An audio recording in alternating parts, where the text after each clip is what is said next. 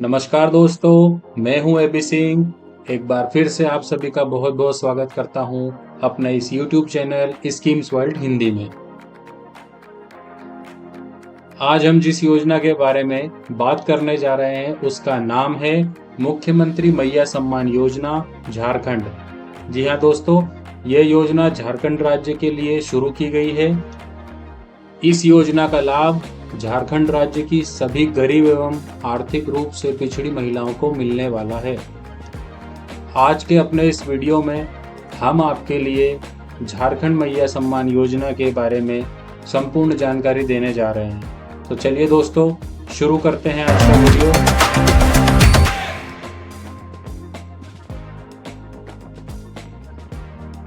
तो दोस्तों, सबसे पहले हम इस योजना का एक परिचय देख लेते हैं। इसके बाद हम योजना के लाभ, क्या क्या योग्यताएं हैं आवेदन करने के लिए, क्या डॉक्यूमेंट्स हैं, किस तरह से आवेदन करना है, इन सब पर आगे चर्चा करेंगे। तो सबसे पहले हम देख लेते हैं योजना का परिचय क्या है। योजना का नाम झारखंड मैया सम्मान योजना 2024 है। लाभार्थी झारखंड राज्य की महिलाएं होने वाली हैं। आर्थिक सहायता तो हर महीने इस योजना के अंतर्गत 1,000 रुपये प्रति महीना आर्थिक सहायता के रूप में दिए जाने वाले हैं। योजना की शुरुआत अगस्त 2024 से की गई है। संबंधित विभाग के बारे में देख लेते हैं तो महिला एवं बाल विकास सामाजिक सुधार विभाग इसका विभाग होने वाला है। योजना का उद्देश्य गरीब महिलाओं को आर्थिक रूप से सशक्त बनाना है।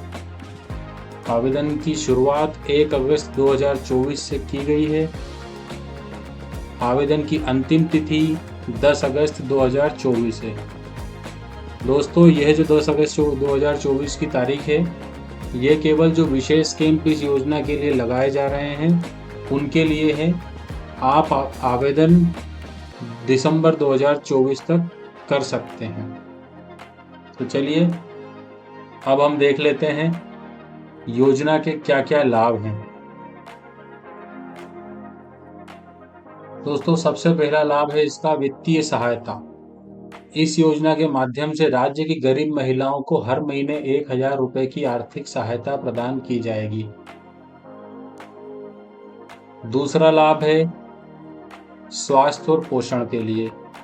इस आर्थिक सहायता का उपयोग महिलाएं अपने स्वास्थ्य और पोषण के लिए कर सकेंगी। तीसरा इसका लाभ है स्वच्छता। योजना के माध्यम से महिलाएं अपने और अपने परिवार की स्वच्छता पर ध्यान दे सकेंगी। चौथा लाभ है महिला सशक्तिकरण।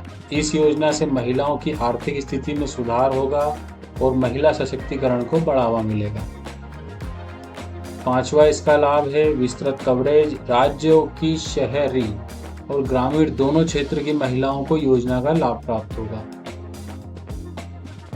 आगे इसके लाभ के बारे में हम चर्चा करें। आवेदन फॉर्म निःशुल्क दिए जा रहे हैं।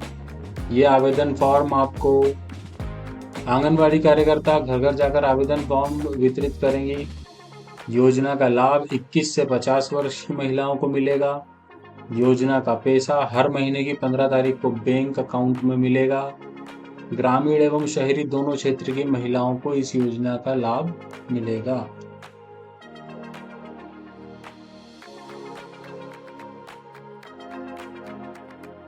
दोस्तों, अब हम बात कर लेते हैं योजना के लिए क्या मापदंड तय किए गए हैं, क्या योग्यता शर्तें निर्धारित की गई हैं। तो आइए चलिए देखते हैं। आवेदक महिला झारखंड राज्य की स्थायी निवासी होना चाहिए, सबसे पहली और अनिवार्य शर्त है। महिला की आयु 21 से 50 वर्ष के बीच होना चाहिए। आवेदक महिला गरीब परिवार से होना चाहिए। बैंक में स्वयं के नाम से अकाउंट होना चाहिए। यह बैंक अकाउंट महिला के आधार कार्ड से जुड़ा होना चाहिए। यहाँ पर एक विशेष बात बता दूं आपको, जिनका भी आधार कार्ड आवेदन के समय बैंक से नहीं जुड़ा है उन्हें चिंता करने की आवश्यकता नहीं है। इसके लिए इस योजना में दिसंबर 2024 तक आधार कार्ड को बैंक से लिंक करने के लिए छूट दी गई है। जिन भी परिवारों के पास पीला, गुलाबी, सफेद या हरे रंग का राशन कार्ड है वे इस योजना के लिए योग्य हैं।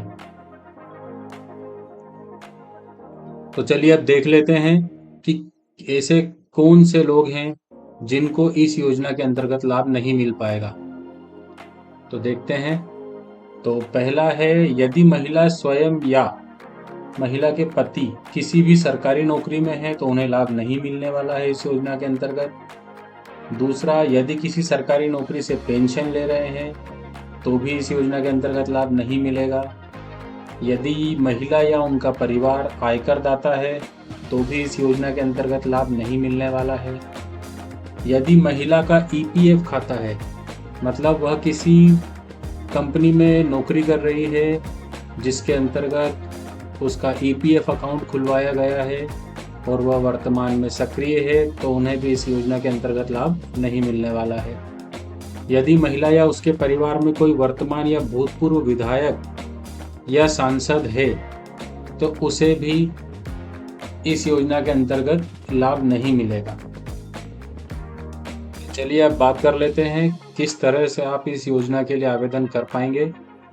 तो दोस्तों, इसके लिए हम आपको बता दें, आवेदन जो है इस योजना के अंतर्गत पूरी तरह ऑफलाइन होगा, मतलब आपको यह फॉर्म फिजिकली भरना पड़ेगा और जो निर्देशित केंद्र हैं वहाँ पर जाकर इसे जमा करना पड़ेगा।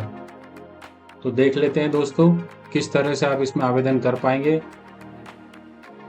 तो चलिए दोस्तों, अब हम आपको बता देते हैं कि किस तरह से जब आपको आवेदन फॉर्म मिल जाता है तो आपको उसे सही जानकारी के साथ आराम से भरना है।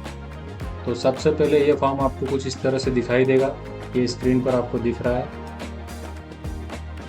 यह फॉर्म मुख्य 3 चरणों में है, तो हम बारी बारी से इसके बारे में चर्चा कर लेते हैं। सबसे पहले आवेदिका का नाम आपको यहाँ पर दर्ज करना है। अब अगर शादीशुदा है तो पति का नाम यहाँ पर आएगा, अन्यथा पिता के नाम के साथ आवेदन करना है। पता जिस भी आप क्षेत्र में रहते हैं वहाँ का ग्राम, मोहल्ला, मकान नंबर, थाना, पंचायत, वार्ड या प्रखंड, शहर में रहते हैं तो ब्लॉक नंबर, अंचल वगैरह आपको भरना है। यहाँ पर आप अपना जिला दर्ज करेंगे। मतदाता पहचान पत्र से आपका जो वोटर आईडी कार्ड की जो नंबर है वो आपको यहाँ पर दर्ज करना है। उसके बाद आपको आधार संख्या आपकी दर्ज करना है। खाता जो कि आपके नाम, महिला के नाम पर होना चाहिए, आवेदक महिला के नाम पर, वो यहाँ दर्ज किया जाएगा। खाता धारक का जो अकाउंट है वो आधार से लिंक है या नहीं, तो अगर लिंक है तो हाँ पर टिक करिए, नहीं है तो नहीं पर टिक करिए। इससे कोई फर्क नहीं पड़ने वाला है फिलहाल, क्योंकि फॉर्म में दिया गया है दिसंबर 2024 के बाद आर्थिक सहायता प्राप्त करने हेतु आधार लिंक बैंक खाता अनिवार्य है। तो अभी आपको सिर्फ जानकारी देना है। बैंक का नाम क्या है, शाखा कौन सी है और उस बैंक का IFSC कोड। दोस्तों, ये IFSC कोड आपको आपकी बैंक पासबुक के पहले पेज पर मिल जाएगा। राशन कार्ड, आपके पास जो भी राशन कार्ड है उस राशन कार्ड की आपको संख्या यहाँ डालना है। पैन कार्ड यदि है तो आप उसकी जानकारी यहाँ पर दे सकते हैं। अब यहाँ पर आपको आपका जातिगत विवरण डालना है। सामान्य, अनुसूचित जनजाति या अन्य पिछड़ा वर्ग में आप आते हैं तो वहाँ पर आप अपनी जाति लिख सकते हैं। यहाँ पर आपको आयु लिखना है, जन्म तिथि लिखना है, यहाँ पर मंथ, डेट, मंथ और ईयर के फॉर्मेट में। आवेदिका का पहचान चिन्ह, यदि बॉडी पर कोई शरीर पर मार्क है, बर्थ मार्क जिसे कहते हैं, तो उसे यहाँ पर लिखना है।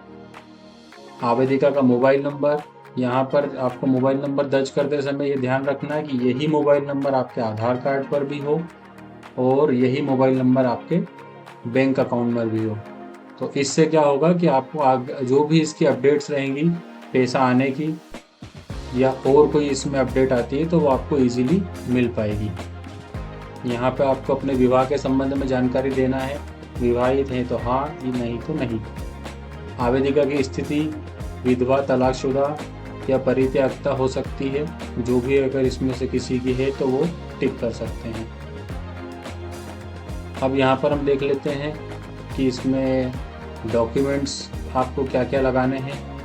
आधार कार्ड लगाया है तो टिक करिए। बैंक खाता पासबुक अटैच करिए, टिक करिए। राशन कार्ड है तो टिक करिए। आपका वोटर आईडी कार्ड, मतदाता पहचान पत्र है तो टिक करिए।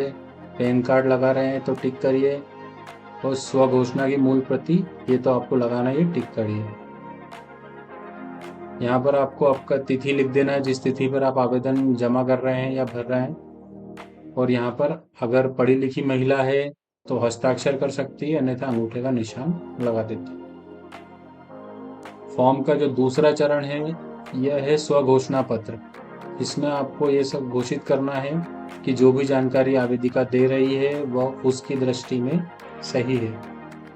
तो वही बेसिक तरीके से नाम, पिता का नाम या पति का नाम, उम्र, अपना एरिया जो आपका एड्रेस पड़ता है, जिला, मोबाइल नंबर के साथ इसको भरना है और अंत में आपको यहाँ पर हस्ताक्षर कर देना है। तीसरा चरण देख लेते हैं, सत्यापन प्रतिवेदन। यहाँ पर आपको ये जो फॉर्म है ये आपका मुख्य जो है विभाग के पास रह जाने वाला है। इसमें नाम, नंबर सब तरीके से चेक करके भरिएगा। उम्र भरने के बाद में आपको यहाँ पर आखिरी में सिग्नेचर जो होगी उस अधिकारी की होगी, स्वीकृति। यही स्वीकृति प्रमाण पत्र आपका आगे की प्रोसेस के लिए भेजा जाएगा। उसी में से आधा हिस्सा जो है पावती रसीद का रहने वाला है, वो काट कर आपको दिया जाएगा। याद से फॉर्म जमा करते समय अंत में ये पावती रसीद आपको प्राप्त करना है, क्योंकि इसी पावती रसीद का ये जो योजना में आपने फॉर्म डाला है इसका एकमात्र प्रमाण ये रहेगा। दोस्तों, विशेष रूप से मोबाइल नंबर भरते समय फॉर्म में बहुत ध्यान से भरिएगा। सभी जगह जहाँ जहाँ मोबाइल नंबर मांगा गया है, मोबाइल नंबर एक ही होना चाहिए, मोबाइल चालू स्थिति में होना चाहिए, नंबर आप यूज़ कर रहे हैं, क्योंकि जब भी आपका फॉर्म स्वीकृत होगा तो सभी जानकारियाँ, स्वीकृति की जानकारियाँ, पेमेंट आने की जानकारी आपको उसी मोबाइल नंबर पर SMS या वॉइस कॉल के थ्रू दी जाने वाली है।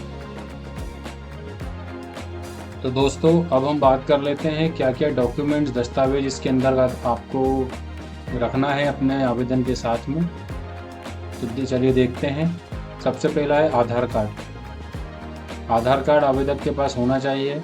दूसरे नंबर पर है वोटर ID कार्ड, जिसको मतदाता पहचान पत्र बोलते हैं, वह भी आपके पास होना चाहिए। मूल निवासी प्रमाण पत्र, हर जिले में कलेक्टर कार्यालय या ग्राम पंचायत के द्वारा मूल निवासी प्रमाण पत्र बनाया जाता है, वह आपके पास होना चाहिए। जन्म प्रमाण पत्र, जन्म प्रमाण पत्र अस्पताल के द्वारा दिया जाता है या नगर निगम के द्वारा इशू किया जाता है। ग्रामीण क्षेत्रों में ग्राम पंचायत के द्वारा यह इशू किया जाता है, तो आप वहाँ से इसके बारे में जानकारी लेकर इसको तैयार करवा लीजिएगा। बैंक खाता आधार कार्ड से जुड़ा होना चाहिए। मोबाइल नंबर आधार कार्ड से लिंक होना चाहिए। पासपोर्ट साइज फोटो, ये दस्तावेज आपको आवेदन के साथ में जमा करना है। तो दोस्तों, इस तरह से आप इस योजना के अंतर्गत आवेदन कर पाएंगे। आशा करते हैं आपको यह दी गई जानकारी पसंद आई होगी। और भी इस योजना से संबंधित या अन्य आने वाली किसी योजना से संबंधित जानकारी जल्द से जल्द पाने के लिए हमारे इस YouTube चैनल को सब्सक्राइब करें, वीडियो को लाइक करें और शेयर कर दें दबा के।